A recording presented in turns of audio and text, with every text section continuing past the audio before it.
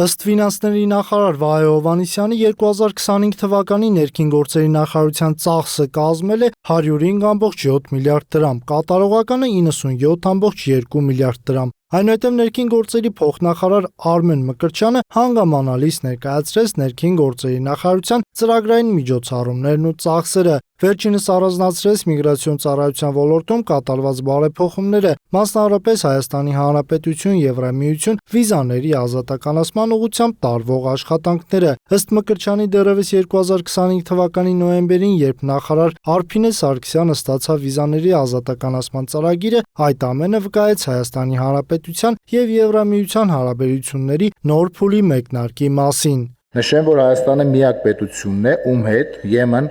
ակտիվ երկխոսություն է վարում վիզաների ազատականացման թեմայով եւ միակ պետությունն է, որը երկխոսության մեկնարկից հետո ռեկորդային արագ ժամանակում ստացավ գործողությունների ծրագիրը։ Ներկայումս ակտիվ փուլում են գտնվում նոր կենսաչափական համակարգի ներդրման աշխատանքները, բոլորովին նոր որակի միջազգային անվտանգային չափորոշիչներին համահունչ կենսաչափական փաստաթղթեր տրամադրելու նպատակով 2025 թվականին մեծածավալ աշխատանք է կատարվել եւ շարունակում է ընթանալ պետություն մասնավոր գործընկերության ձևաչափով ընտրված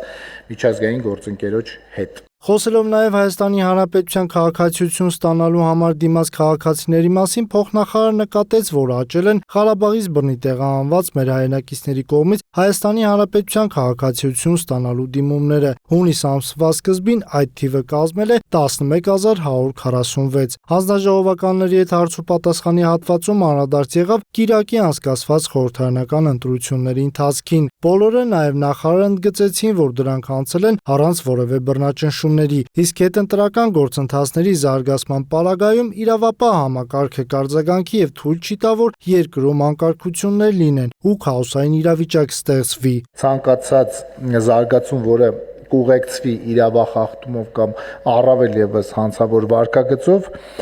իրավապահ համակարգը շատ հստակ եւ խիստ արձագանք կտա, քանի որ 24-ժամյա ուրեմն ռեժիմով իրավապահ համակարգը աշխատում է եւ նախընտրական եւ ընտրության օրը եւ բնականաբար հետընտրական ժամանակահատվածում եւս։ Ճիշտ եք ասում, որ